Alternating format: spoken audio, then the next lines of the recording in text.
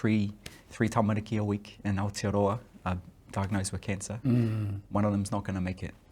That whānau, I know what they're going through. I've been through it, and I've got a heart for them, man. I know it's the most traumatic experience ever. If we could develop AI that can just be there for them in those times when it could speak their language, it could speak Samoan, Māori, it can sort of have some cultural awareness. Bro, that I think can be so powerful.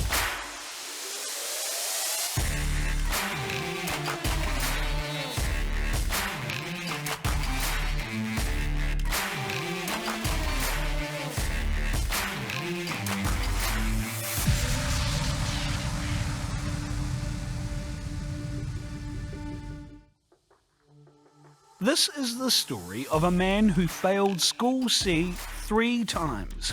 A Vanilla Ice rapping, Boys to Men singing, shop assistant at Dick Smith Electronics in Manchester Street, Christchurch, who is now the global co-chair of Indigenous at Microsoft. How did that happen? And how did his journey of revitalisation of identity, culture and heritage propel him to be a sought-after director and thought leader for AI technology? A man whose belief is that one day South Taranaki could be the Silicon Valley of the world. This is the magnificent journey of Dan Te Whenua Walker on Indigenous 100. Dan Te Whenua Walker, tēnā koe. Kia ora, kia ora. No mai. Welcome to Indigenous 100. It's awesome to have you with us. Good to be here, brother. I'm going to start with a really easy question. Yeah. Right? You'll be able to answer this in 3 seconds. 3 words. Aye. How can AI protect mātauranga Māori? Wow. Man, above my pay grade. That's That's your thing. That's what you do. Nowadays. But I think AI, bro, is going to be, there's a lot of risks with it, and we've got to be really careful about a lot of things. However, there's this big opportunity here to disrupt some of those inequities that have been, affecting Māori for so many years. And this, if it's done well, and if it's done by us, with our own deployment, our own development, there's this opportunity to do some amazing things with it. So what can be done? And I know I'm getting right into it early, but it's because I sit there looking at what you do and I'm going, how does this work? And how can it work for us, by us? Well, for the way that AI has come, it's been around for many years, and it's only just recently moved to a whole nother level, using the whole deep learning approach and these large language models, to the point where it's now starting to get really good at being able to make some great changes. But in terms of, it's dominated by some key players, mainly in America, but also China. And that's where a lot of the mātauranga or the thought leadership is coming from. And what I believe is that Māori has our own version of thought leadership, and we can own that. We can, America shouldn't tell Māori what's good for Māori in AI. We've got our own views. We know how to take care of our own. And the key is, though, we've got to face into that. No mai te hapa is something that Whetū Paitai tells me. It's like we've got to face into these scary things. We've got to use our resilience that our tupuna have given us and try and learn about this stuff, because it is something that's really important. It's going to be really important over the next 5 years, 10 years, and the world needs it as well. The world needs Māori to be strong in this space. I've got a whole whakaaro, and I don't want to sort of deep dive into it, but in terms of the space is very dominated by the profit motive.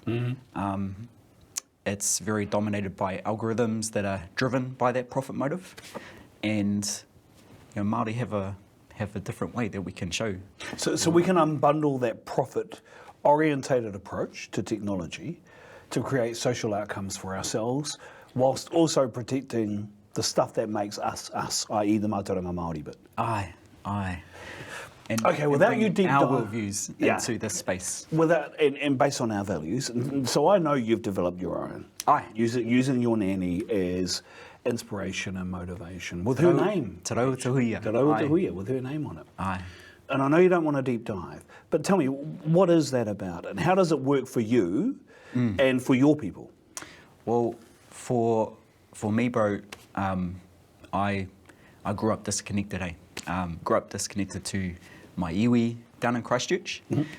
Mum moved down there with the Māori trade training scheme, and so grew up down there disconnected from my marae, my reo, and didn't look Māori. You know, that's sort of a lot of many of our whānau face that, but kind of because of that disconnection, things came out in negative ways. Didn't do well at school, dropped out after trying fifth form for the third time. Really? I did, bro. Yeah. I don't believe you. I couldn't pass it, bro. To be fair, I wasn't mature enough, but the other side of it, I wasn't motivated. And, you know, the role models piece, knowing that I was Māori but not really sure of it, the identity crisis around that stuff, got into some trouble, you know, ended up going down some bad paths, but Nan was my pathway back to myself. And she, like, that disconnection that I faced was a product of the times and certainly not unique to me. But luckily, Nan didn't move away. She'd stayed at home on our papakainga, close to our marae, so that when the time was right, I could reconnect. So that's what this is about. It's because we've got a lot of our whānau now, heaps of our whānau in Aussie, around the world actually. Māori are global now, but I'm, you know, in terms of disconnection, particularly with our young men, there's that disconnection can come out in different ways, and so here's a way to help with that. And just like my nan was a reconnection for me, that's what Te Rau Te Hui is about, bro.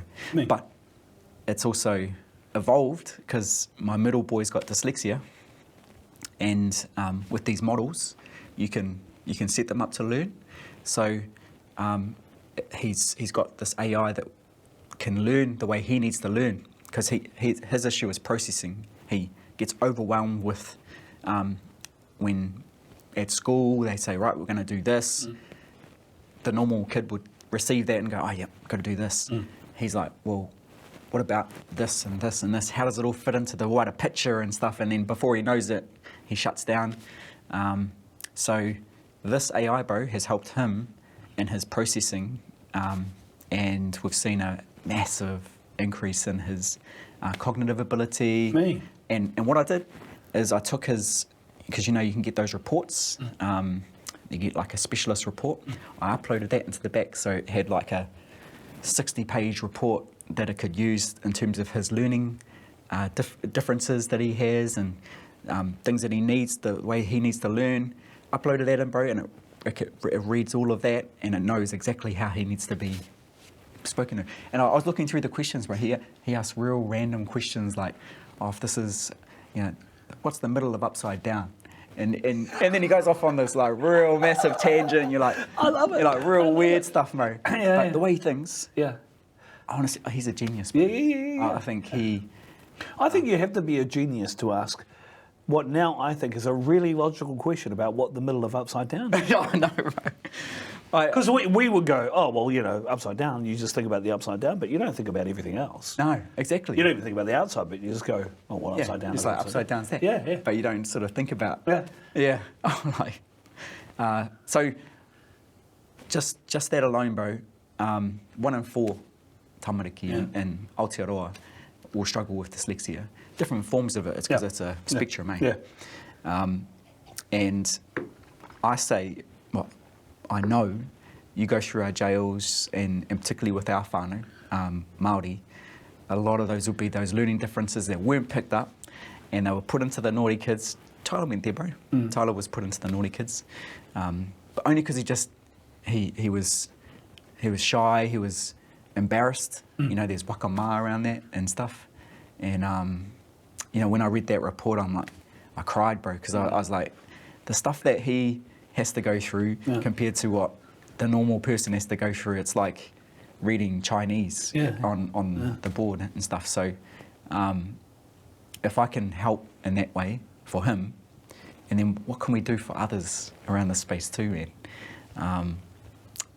And the other one, bro, is because Te Rautuhuia's got a loving kind of way, and as you know, bro, Joshy, my eldest boy, went through cancer, and he got through it. But I get a bit anxious sometimes. You know, it might be like he'll have a cough or something, and you know it'll get real bad, and you're like, oh, fuck. You know, I don't want it ever to come back into our lives again. But that's a risk that it could happen. But I talked to her to just get me off the edge. You know, like I'm sort of getting a bit anxious. Michelle's way stronger than me. She can deal with sort of it, but I actually kind of sit in my head and go sort of further, and it's hard to talk to her about sort of some things that are going on in my head because I think it's a bit weird. But talking to the AI, it's almost like a trusted kind of, you know, nothing's going to go out, and it helps bring me back from the edge. Wow. And so when I think of like, again, three tamariki a week in Aotearoa are diagnosed with cancer. One of them's not going to make it. That whānau, I know what they're going through. I've been through it, and I've got a heart for them, man. I know it's the most traumatic experience ever. If we could develop AI that can just be there for them in those times when it could speak their language, it could speak Samoan, Māori, it can sort of have some cultural awareness, bro, that I think can be so powerful. Yeah. So yeah, I just sort of dropping in some examples there. I think just that one Te Rautuhuia for me has been massive. Multiply that out by all of our million whānau. How could we create that for all of us? Yeah, because people will talk a lot about the opportunity. Then the immediate question that comes after that is, but what about the risks? And people worry about how you protect those kind of conversations that you have, and where does it go, and who can access it, and all that kind of stuff. That's an architectural thing, though, bro. You can architect that to be open, and you can obviously have it so it APIs out to an open model, which can be, you know, goes off to the US, or you can architect it so that you lock it down and keep it private. It's a governance thing. So there's some kōrero out there in terms of, it's not fear-mongering, it's just misunderstanding. Yeah, like, it mainly comes from people who use, for instance, things like ChatGPT. Yeah. Right. And so there's a lot of fear that comes into that when you start, you know, and again, you're only as good as you can prompt it to be, and then it'll spit out what you need or what you're after and all that kind of stuff. But people immediately go, okay, so where does that end up now? I'll give you you know, when I was doing my research, and I said, just prompted it in a couple of ways, tried to treat it like a human and said, good morning, how are you? Very good. How's your day? Good. Then went, okay, so I'm looking at doing this, and here's what I'm thinking. Do you understand? Yep. What else are you thinking? Oh, I'm thinking of this, and this. What I was wanting to get to was whether or not it could comb and give me a klaki on kupe.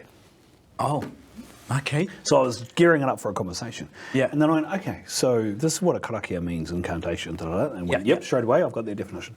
Okay, here's who kupe is. Can you give me a karakia, quote unquote, from kupe or about kupe? It spat out this looked like a 10-verse moteatea. No way, bro. No way. Written in Tūhua dialect, I must say. And it called it the Karakia Kupe. And I don't know where it got it from. I can't tell you. I tried to ask for the source of it. It didn't say. It just said it got it from somewhere. But No, but it comes from everywhere, bro. It's absorbing the internet. Yeah. And so it's pulling from this YouTube video over here. yeah, You know, and a culmination of things, Oh, right? totally. This blog over here. So that, But that's someone's platform that Aye. does that, right? And so when it comes to governance, this is the way in which you can protect that mātauranga Māori, mātauranga of your iwi, of your hapu, of your whānau, whatever it might be, is in terms of the governance of it and how you engineer it at the back end, right? it comes back to identity, and so as it does for Māori, but it's the same for AI. Oh. It needs to start at the identity because everything flows from that in terms of your governance, your protection, your privacy, security, all of that. So that's your whole identity piece is core to it. And for me, that's whakapapa, right? And so I strongly believe, because you saw the new O1 got released, and you know, that's they said it's now surpassing people with PhD, especially in the sciences and coding. It's gone sort of past that, and all the blog. So I read a lot of blogs and stuff, and they're saying we don't actually know how it's worked it out. It's worked it out by itself, and you can see it thinking, which we don't know if it's actually thinking, but it's more, it's sort of coming up with that stuff, and it's figuring stuff out by itself, and then there's sort of a lot of people worried about, well, shucks, Sentient beings and all that kind of stuff. or like the human AI relationship, because it's all about prompt engineering and stuff like that. Well, what will happen if the prompt engineering's kaka? And so, you know, this is like Takes over and goes, yeah. Waiho tērā, I'm just going to prompt myself, and then so it comes back to this piece of, you know, because we're trying to put boxes around it right now. We're trying to put regulations around it, which it needs, right? But we're struggling, and anyway, like any regulations that we put in now, it'll take 6-8 months to get through, right? And then by that time, what AI looks like now, it's going to be different, bro. Surpassed. And so that's where it comes back to. I still believe, and this isn't my whakaaro. This is whakaaro from others, like my kaumātua back home. They talk about whakapapa, and knowing our interconnectedness to everything, and therefore the interconnectedness to AI. The future will be us when it starts to get crazy good in terms of the way it operates. We're going to have a relationship with it in a way that is mana enhancing both ways. And is that a values-based relationship or a principles-based relationship? I believe it is, bro. It comes back to relationality, and who's the best in the world at that. I'm not saying Māori, I'm saying Indigenous worldviews in this space. And you know, Indigenous worldviews values the concepts of whakapapa. And so what if the AI starts with a pepeha? and so you know, who are the creators? Why was it created? What was its purpose? You know, so foregrounding that kind of stuff. So before you go into that relationship with that AI and start working with it, you know that. Yeah. You know all of this. And then also you can do your pepeha so that it knows your purpose. So maybe it chooses, oh no, I don't want to, go into this either. I reckon that's going to be the future for us, bro. Wow. This stuff blows my mind. Here's the other question. How does a failing third year, fifth living in Christchurch Vanilla Ice rap fan end up doing this stuff? Well, that's it, bro. That's it. I remember, not knowing what I was going to do at all. My dream was getting a retail job at Dick Smith Electronics, and I applied and they rejected me. I applied again and they rejected me, and then I wrote some kaka in my CV, and then I got an interview, and shot to Martin Cullen. He's a Māori fella too, bro. He actually told me, he told me that his wahine was, because I put a pipiha on the front because I found out he was Māori. I'm like, I'm going to give this a go. And then apparently he didn't want to hire me, and he was sitting in the back, and his wahine was saying, "You got to hire him," and he's like, "But he was really shit in his interview," and like people were telling me that that's what went down. Anyway, his wahine forced him to hire me, and I started at Dick Smith Electronics. How old were you? I was like 19. Dick Smith Electronics where? Manchester Street. Right Manchester in town. Street, yeah. I thought I cracked it, mate. And anyway, that was my first real job, bro. And I almost got fired. So it took me ages to get it, and I almost got fired 5 times because I just wasn't showing up on time. And I couldn't get out of bed, bro. You're playing to a stereotype in terms of the recruitment process and in terms of the employment record, okay? I know, bro, I know. And Martin was like, I never would have hired you, man, if I'd known you just wouldn't turn up on time. But eventually, I think some of those home truths, he took me aside. And then there's also another fella called Tama, who was another Māori, bro. He was the regional manager for Dick Smith Electronics. And I was like, man, this guy's made it. That guy's cracking it. Well, I wanted to be him, bro. And to think that a Māori fella had done it. Hang on, why, I don't like, maybe I was too cool. But Dick Smith, what was the attraction of Dick Smith? Like, why? So you wanted to do tech. I loved anything to do with technology, bro. And so what else were you doing at the time, tech-wise? Oh, so gaming. Yeah, I loved gaming, bro. And anything to do with computers, loved it. Anything to do with technology, I loved it. Loved tinkering, loved sort of, because Dick Smith Electronics, they got those kit sets. You could like resistors, diodes. You could make something up and like boom. I love that, man. And so I loved sort of breaking things apart. I was a tutu, and realised that I was good at it. Wow. And I remember I loved doing that. Didn't really like the mahi side of it, but I was like, shucks, I've got to actually start turning up on time. If I still want to be able to work in this stuff, I've got to start turning up on time. I've got to, start connecting with people and then, find out I love people as well, bro. So that was sort of my track. Can I cast another negative aspersion about tech people? Yeah. Is that they're not normally good with people. No. Now, I remember when I first met you, right, and people told me what you do, I went, no, that can't be true because he's pretty good with people. Oh, kia ora, bro. The interpersonal relations stuff is something you're actually really good at. Yeah. Were you good at it even then? No, bro.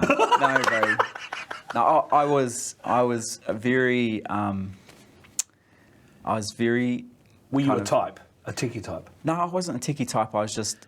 I think it was all that identity stuff. Okay. Still not knowing really what I was, in terms of being a proud Māori. Yeah. That came later as well. But thanks to my wife, Michelle. So we met when I was 10. And we had ups and downs and stuff, but we eventually locked it in.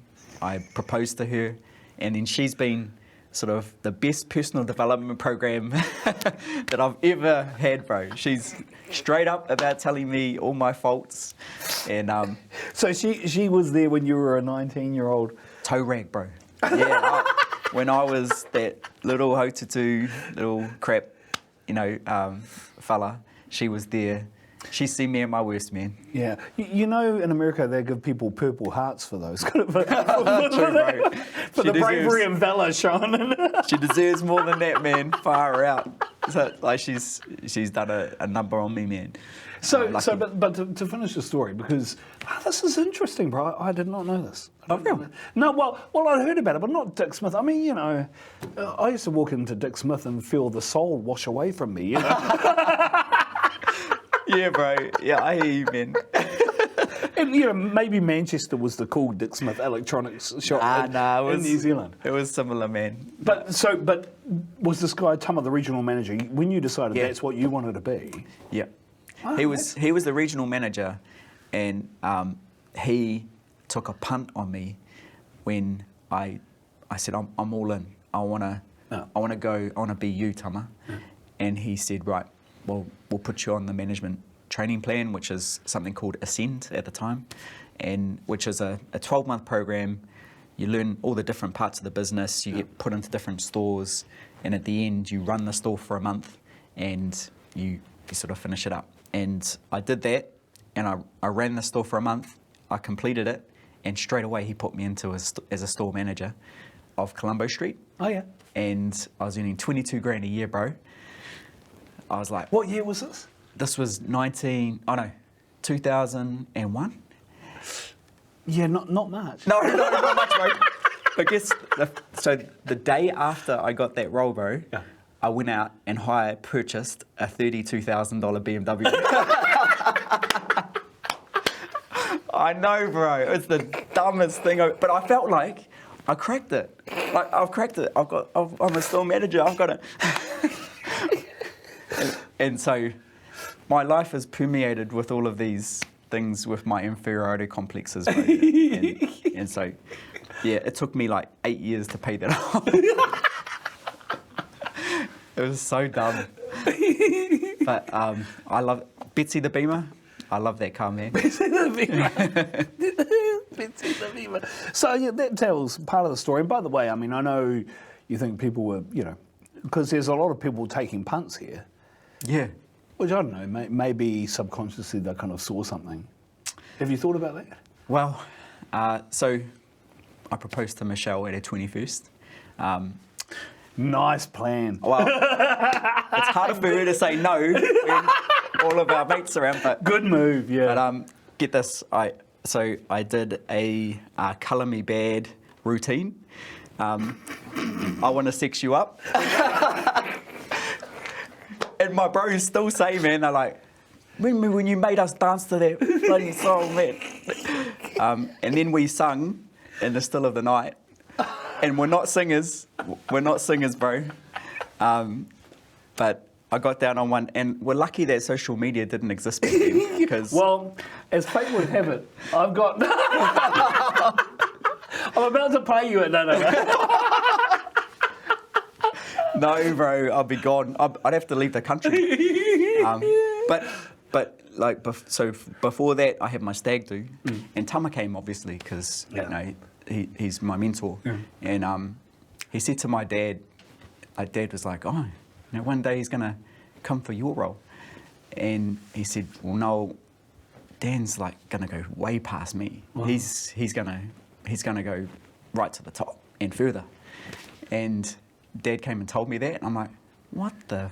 Like, why would he say bullshit like that? Why, like, he is the pinnacle of like the most amazing, and I still love the guy for saying that. What's his name? Tama Tikatapua. From Aotearoa. Yeah. And he said that, and then 6 years later, I became national sales manager of Dick Smith Electronics. Wow. Yeah. So he did see something, bro. I didn't see it, not at all. And I remember thinking, it wasn't until I was sort of looking back and thinking, wow, I came from being a store manager, area manager, national sales manager, and then from a few years from there, I became national sales manager of Samsung. And, big team. I was over in Korea, going over to the US for unboxings and stuff like that. And I remember at 30, I was 31. And sort of the difference from 21 to 31. Amazing, eh? Like, I just got a job at Dick Smith to being at Samsung. And so,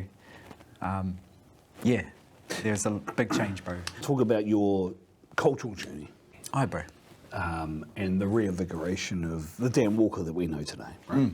But before we do that, so I thought you were an 80s kid, but you're a 90s kid because Colour Me Bad, Aye. Boys to Men, Yep. Same era, 1991, 92, 93. Yes, yeah. Yes, that was the time when I started at high school. Which high school? Linwood High School, bro. Linwood. Yeah, Wow. yeah. And now called Te Aratai. Yes. But I was at a big function last night, and all of those flash Māori were there, like the ones like Henare, like a whole bunch of the ones who have cracked it. Henare Te Aika we're talking about here. No, Henare. Oh, yes, so Henare's younger than us. Johnson. Yes, Yeah. He's not a flash, bro. No, he's flash, bro. What are you talking about, man? He's from Aranui though, and Yes, so he there was went this to whole Aranui, he did, Aranui yes. contingent Yeah. who have cracked it. Yeah. I was like, Him and Edu and... I Yeah. was like, where's my Linwood High School boys, man? We're pretty light on the ground, man. Yeah, because you're right. You got Henare, Hori, Yeah, Edu. Hori. Yeah, it was. Yeah, Edu. Yeah. All these amazing ones. Sister's a bit younger, but she was around the same time. And they've done so well, man. Yeah. And last night, the bro was launching his awesome, because he's at O now. Yes. He's got his own business and No, I know. launched his. Guess what? I didn't get an invite. Oh, you didn't get one, bro. So maybe he is Flash and I'm not. Oh. You were definitely Flash, brother. No, I definitely. I'm very proud of what he's done and stuff. But yeah, so Linwood High School and Wow. and I guess that I knew that I was Māori, but didn't really have that connection, as I say, until luckily I could go back to Taranaki and get that. But just before we get back to Taranaki, because Christchurch is an interesting place at the best of times. At that time in the 1990s, Yeah. I remember we went down for Manu Kōrero, and When was this? 1994 Nationals. Oh, okay. And you speaking- I finished school there. Yeah, my one was 93, but I had to take the trophy back that I won. Ah, true, bro. Of course you did, mate. Of course you did. Awesome. That sounds really bad. I've made this about me. No. But even then, there was race relations were pretty interesting. Yeah. In Christchurch at that time. So someone who didn't have great knowledge of their identity would have been an even more interesting time and place and space. Yeah. It was easier for me, bro, to just not be Māori and to sort of, because of the way I looked and stuff, and it was like, well, I could just cover and be a sort of funny-looking Pākehā. But I got chased by the skinheads. There was a real strong skinhead contingent down in the 90s. Yeah, bro. Yeah. Where there were some big fights outside of Linwood High School, and the one thing we did have is the Samoans, bro. And I wish I was Samoan when I was growing up. I remember thinking that they had their language, they had all of their amazing, like their what's their version of the kapahaka? All of that stuff, and all of it, they had like a massive contingent, like 50, 60 people, and our kapahaka was like 6 people at Linwood High School, and they were just amazing people as well, the Samoans. But I was getting to that because there was big fights between the Samoans and the skinheads, and I got chased by skinheads, bro, through the streets of Linwood, me and my bros. And so I look back at those days. It was a different time, and I think some of the seeds for the division and stuff was there. I still love Christchurch because got whānau there, so many mates there, but it was just a different time growing up. Thankfully, it's a different place. I think for a number of reasons. The influence of Ngaito, just the influence of Ngaito itself. Beautiful. And all the landmarks on that place now, Ngaitua Hauariri and all the work that they've done. Totally. The earthquake, I think, brought a change to the place as well. I think people, you could get away potentially in Christchurch with not knowing who 2 houses down the road was, Yeah. And also, I think 2019, March 15, and that kind of stuff. There, I think it's become a real community now, which is different. But it leads to an interesting space for you in terms of going back home. Yeah. And learning who you are. So how does that start? Did Nan call you home? Well, I have cousins and stuff who did grow up home, so it's not as though I didn't have the chance to go home. Yeah. But when I went home for a tangi or something like that, it was never to sort of know who I was. It was just to go back and catch up with the cousins, have kai and stuff like that, the identity piece was still not really there. Who are the cousins we're talking about? Which whānau we're talking The about? Hikuroa whānau. Oh, Hikuroa. Oh, yeah. So the Hikuroa whānau comes back from Te Puhi Hikuroa, who is Maniapoto, and he came down to Ngāti Ruanui, and he built our marae, Tauporehe Nui. Oh, Tauporehe Nui, yes. So he built that marae, and then from there we've got our whānau, Tākare Hikuroa, Sani Tamakura Hikuroa, who married Te Rauta Huia, and then had mum, as well as a whole bunch of other whānau, and then me. Wow. Tauporehe Nui, big marae for Huirangi too. Aye, yeah. Well, he was massive, and so that's where I feel real pouty about the fact that I missed all that. I think if I was more onto it, and if I was aware of myself more in those early stages, I would have gone back as much as possible to spend time around him, man. Yeah. Even just be near him. Like I got some of it at his later stages, but by then, you know, his star was too big. I couldn't even get near him, man, because like the whānau around him. But I look at the legacy that he laid at not just South Taranaki, bro, all of Taranaki, and the motu. Oh, yeah. And well, look at us in the media. Aye. Māori radio. Yeah. And the ka kono that he planted back then has helped for people like me. Like you talk about a cultural journey, it's because of people like him. That stuff that he's done, which has helped me, you know, when the time was right, I could reclaim and remember who I was. And that's, it's not just him. It's Koko Sandy, it's my kazi Rukutai, my other kazi Te Pohi Campbell. Oh, Te Pohi, yes. Haimona Maruira. Oh, Haimona, yeah. Just so many amazing people. And so you know, when I became national sales manager of Samsung, all of a sudden the money thing isn't, you sort of realise, okay, we've got enough to look after the whānau, even though it's still pretty tough. But money wasn't, you weren't sort of living hand to mouth anymore. And then what actually happened, bro, is I got made redundant from Samsung. So as is the case with tech, you got to get used to being made redundant a lot in tech. So I've been made redundant 5 times. Wow. In technology. I generally find a new role pretty quickly, either inside their company or outside the company. But with Samsung, I found a new role within the company, but it was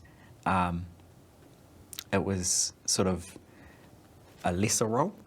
And, you know, in those times, you're sort of thinking, I thought I was sort of doing this, and I was starting to believe my own, like going so quick. It was a rapid rise. I know what you mean. And then you start believing you're the Your own man. hype. Yeah, your own hype. And I definitely did. And then that happens. And all it was, bro, is a new country manager came. She wants to clear out the top management and put her own people in. And kids pie. That's always going to happen. But I took it pretty hard. And then in my soul searching and reflection, it was my taha Māori, which was really the focus in that. Because there'll be people watching us now going, I don't get it. Why is taha Māori? Why would taha Māori be so important in tech? But they'll be going, it shouldn't matter. Identity, culture, yeah, I get it's important from a personal point of view, but in a tech perspective, tech is what they'll be saying. Yeah. I can see that as well, because that's, especially when I was sort of focusing on the role in itself. However, for me,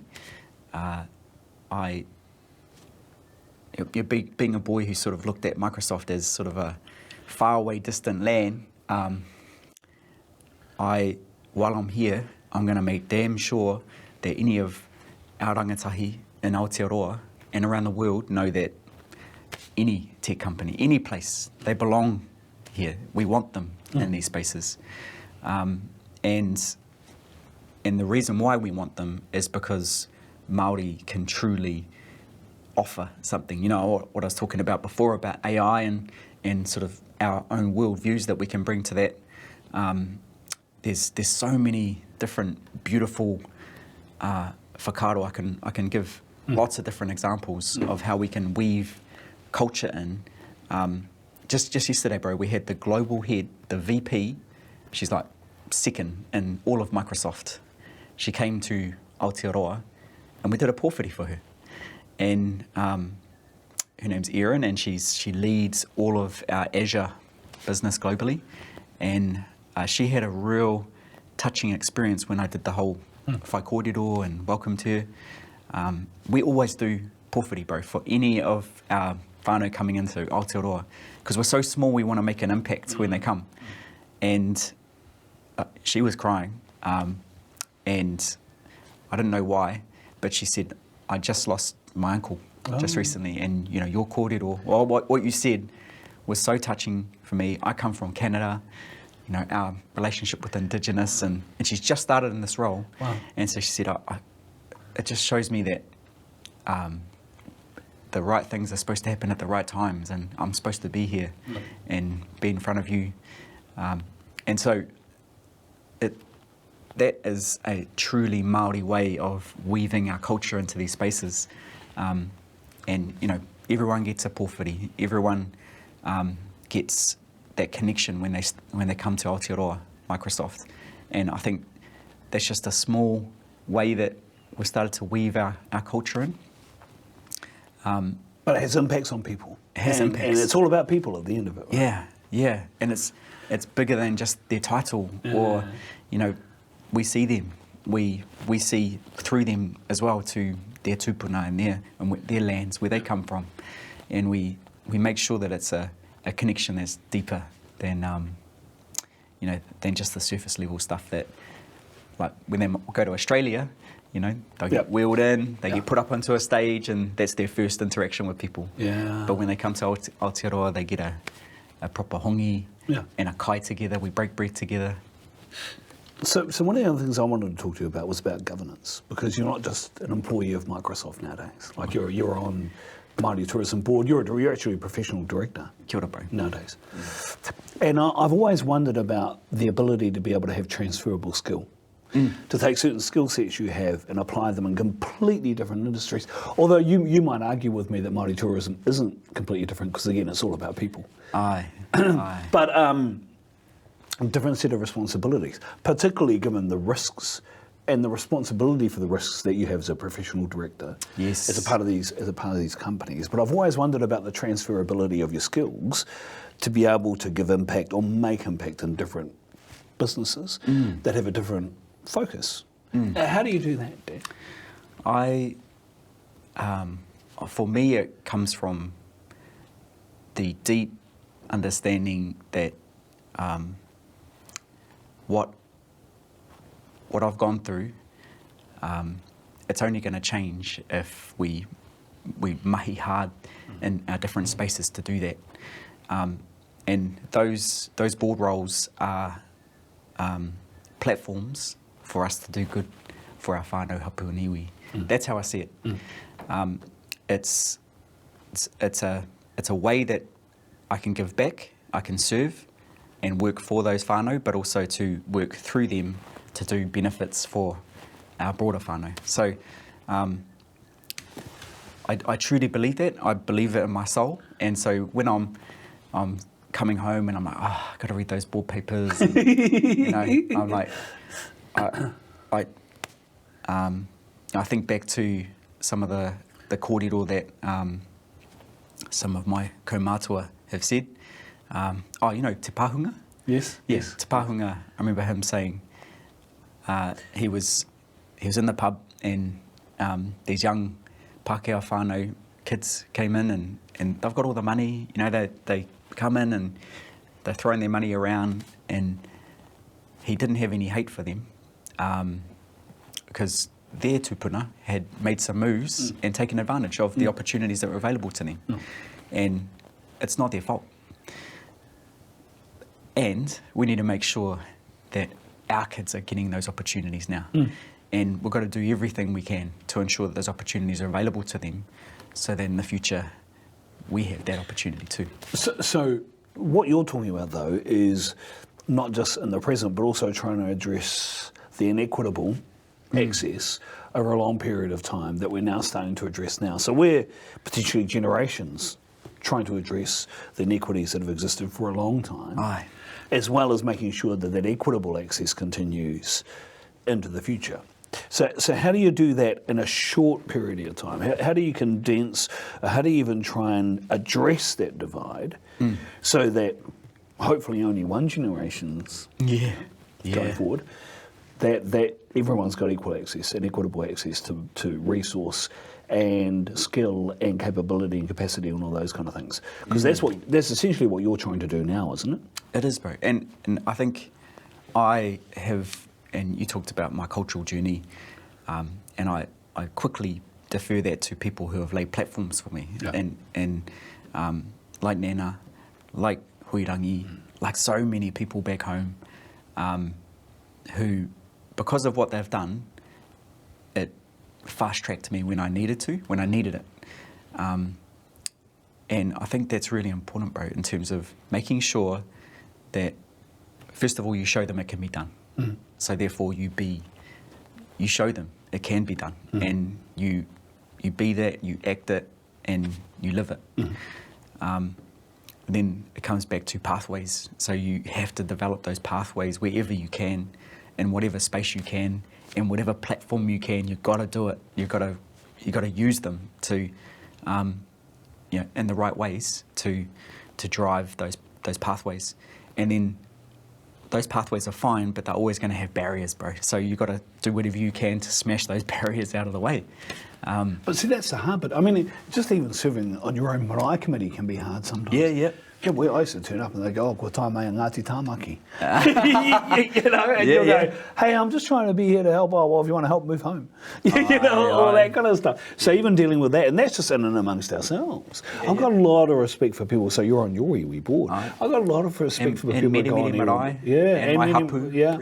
And I've got a lot of time for people like that because, I mean, everyone goes, oh, well, it's a 3-year election cycle. No, at a marae committee level, you're getting reviewed every monthly marae hui. I was 16 years, bro, on Ngāti Roa Nui. Wow. Yeah. But my life has also benefited in so many ways from being on Ngāti Roa Nui. I was talking to Haimono about it, actually. So we just got back from Silicon Valley. Wow. Took our rangatahi over there, 22 of our rangatahi. And that was amazing. Again, shout to Debbie, who helped to give pathways. Actually, Te Hono. Oh, yeah. Were you a part of that? I've done it to Hono, yeah. Oh, you flash, bro. Those flash, Māori. No, well, I don't know. I mean, I've been to a hui. I haven't been on the tour. I haven't done the boot camp. well, those Māori, and out of that came these trips to Silicon Valley. And in particular, I want at each one of these companies that we went to Microsoft, Google, Meta, Apple, where you went all these big corporates, and at each of them, there was Māori, there was Samoan, there was Kanaka Māori. So they saw people who looked like them, people who talked like them, acted like them, but in these big roles. And I think, as someone who could never see that when I was, 14, 15, 16, that's the age that they are now. We just want to plant those seeds, those kākano, and even if it's soon or if it's 10 years, 20 years down the track, hopefully it impacts in positive ways. That's those, showing it can be done, and then the pathways piece and the barriers piece. That's the mahi. That's the harder mahi, but it's the really important mahi. And we can use, these governance spaces. We actually there's a lot of power in it, bro. Yeah. And it's a different kind of power because you can't sort of go in and sort of take it for us. It's a soft power, and it's a power through relationships and working with Pākehā, actually, mainly Pākehā, and doing it in a way that's respectful and mutually beneficial, and building these high trust relationships, and then eventually you'll see these gold that you can start making impact. I know you're probably going to say to me, you learned this from your kaumātua, but where did you learn that ability to be able to build those relationships? Because again, I mean, you told me that you weren't very good at it when you were young, starting at Dick Smith. Yeah. And potentially this is a part, again, the cultural journey that you undertook to kind of have a really deep understanding of self, right? Which then grounds you and then gives you an ability to be able to do different things, potentially, I'm not sure. But where do you learn that skill of just being able to develop, undertake, evolve relationships? Where it seems to be easy, it might not be, but it seems to be, as I observe. Yeah. I think it's... Yeah, I would say it's got to be authentic. It's got to be true in terms of how you truly got to love. I do love people, bro. That's what I've worked out about. Like, I didn't know it when I was younger, but I actually love people. When did you know that you knew that? It was definitely later in life, man. Because I was quite angry when I was younger. It was more around the whole disconnection piece, and as I said before, but it was later in life, and more when the maturity came, and when I realised what I wanted to do, and then truly connecting back in home and meeting all of these. They weren't even flash Māori; they were just tutu Māori, bro. And like huirangi, like people who just lived it, and they didn't have to prove anything. Didn't have to say, who they were, because they were just my idols, man. And they were relationships, man, deep relationships. And I to this day I feel very lucky. In the time when I needed it, they were there to give me that guidance. They didn't sit me down and say, right, this is what relationships is. Just osmosis? Just osmosis, man. Seeing them in action, seeing how they rolled. They were true. They loved people, and the way they manaki. It was just true. When did you know you were good at it? Well, you say that, but I didn't. I still don't know if I'm good at it in terms of. Come on now. Well, when people say that, I'm like, okay, yeah, I am good at it, but it's still not something that I consciously think about, I guess, bro. It's not something I'm like, man, I'm man at relationships, I'm so good. But there must have been a time at which you went, okay, this is a different situation. Yeah. But I'm comfortable. Yeah, I know how to deal with this. And I think that, yeah, When myself into situations, I ended up being deputy chair of my iwi, and then and my people, my whānau put me there. They voted for me to go into there, and then Hamona would take some trips off. I'd end up being chair and cheering my iwi, and those moments, man, I remember feeling massive anxiety around it. No, I can understand. Oh, far out, man. And I've had hate pages made about me, bro. Facebook hate pages.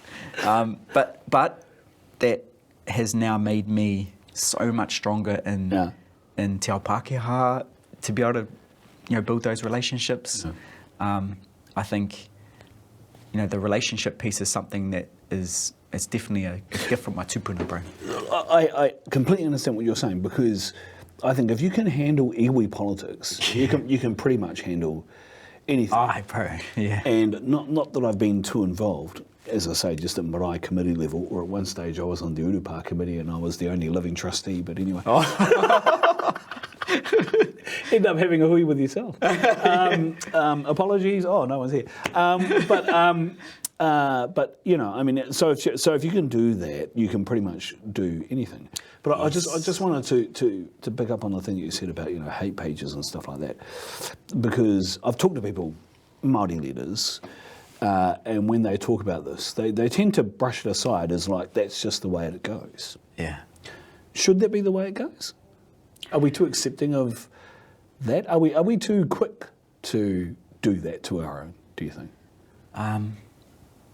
For me, I look at it, I try to look at the whakapapa of why, where it comes from, and it's trauma, bro. It goes back to, they're still dealing with stuff that has happened to them happened to my whānau too. But I'm lucky that people like Nan and kōrero, they dealt with some of that so that we didn't have to deal with that. But some of them are still too close to it and are still working through that. So you've got to have aroha for that, man. And in the same space, I think even with us taking those rangatahi over, bro, there's been some hate, and we do have to sort of think about how we manaaki and recognise mana in people. Making sure that you don't actually truly cut them down in hate. And some of our whānau have experienced that on a iwi, and that's not right. That's not right at all. So, yeah, how do we, as Māori, we're amazing, man. We're beautiful. You've talked about it as being a superpower. It's a superpower, bro. It is, and you know that. But also acknowledge, because I don't want to be waka'i'i about it either, because it's actually just tapping into it that others have laid the platforms for. But in terms of the iwi space, it's a Pākehā process that's been set up, and we're working in those constructs.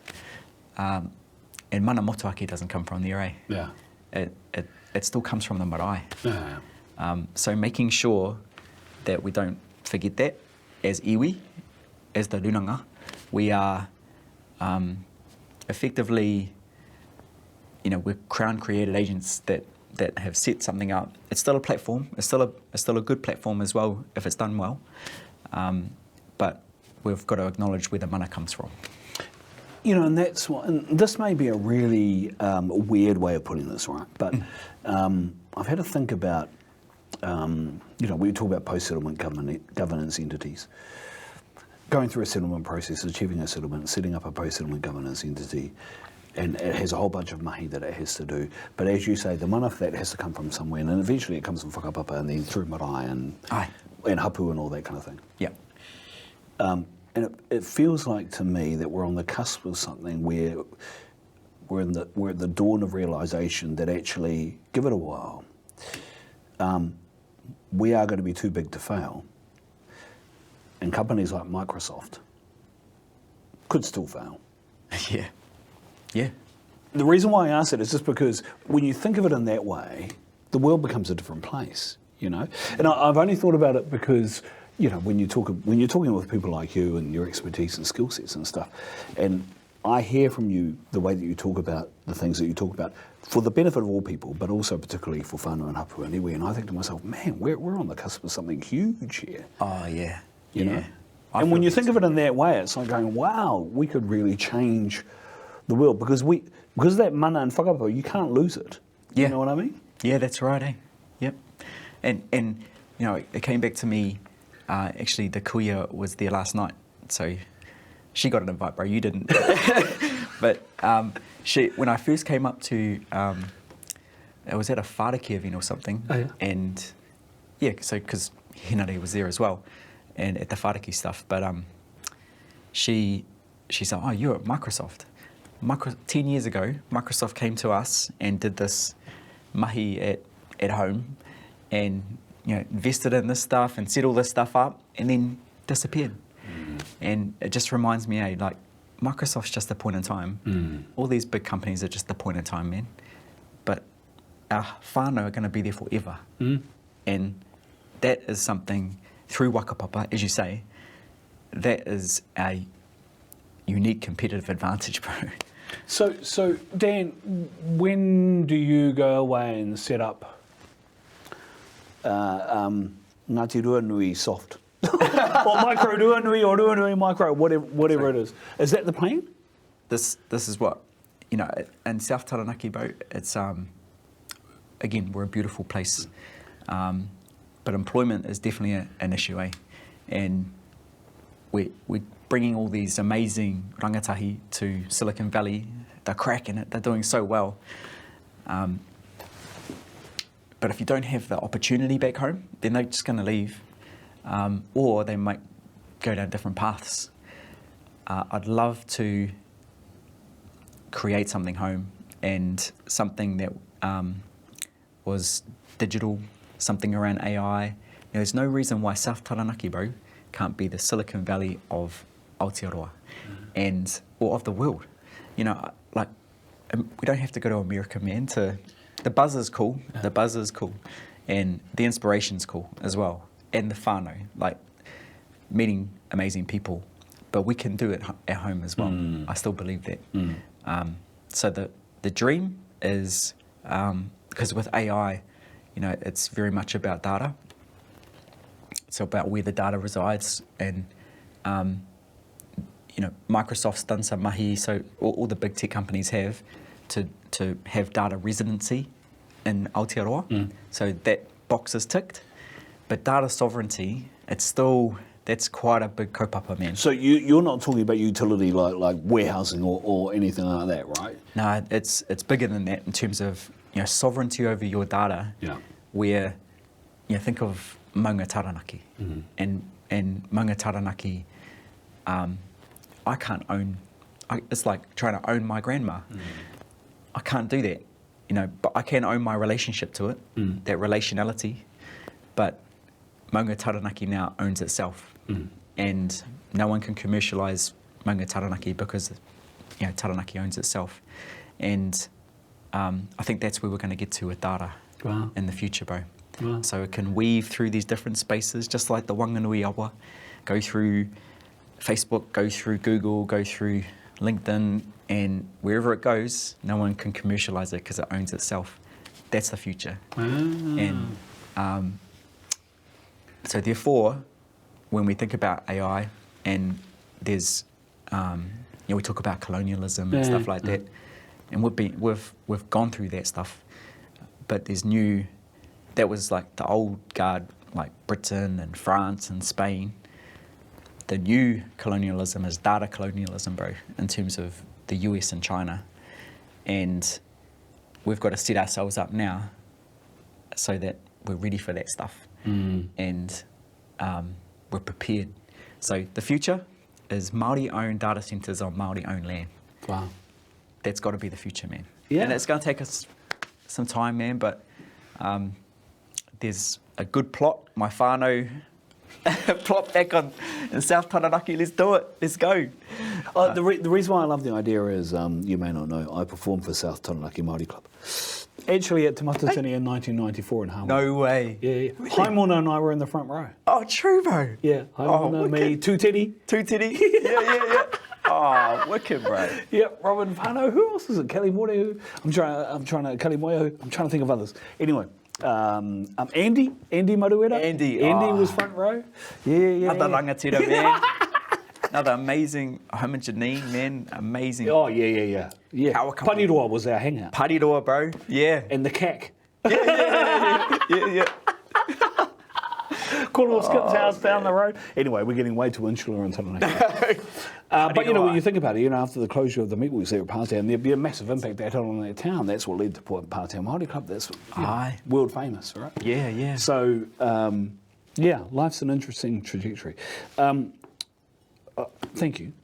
And I want to give you the opportunity to do your own waiata. So now, ladies and gentlemen, here to sing in the still of the night.